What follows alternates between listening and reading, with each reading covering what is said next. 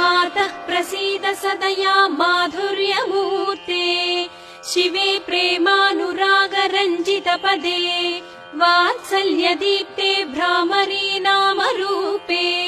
श्रीशैलनाथ दयिते तव सुप्रभातम् तव सुप्रभातमरविन्दलोचने महाद्भुत भ्रामरी नामयुक्ते महामते सर्वजन पूजित पदे श्रीशैलनाथ दयिते दयानिधे सप्तर्षिगणाः समुपास्य सन्ध्याम् आकाश सिन्धु कमलानि मनोहराणि आदाय तव चरणयुगमर्चयितुम् प्रपन्नाः श्रीशैलक्षेत्रमूर्ते तव सुप्रभातम् गायन्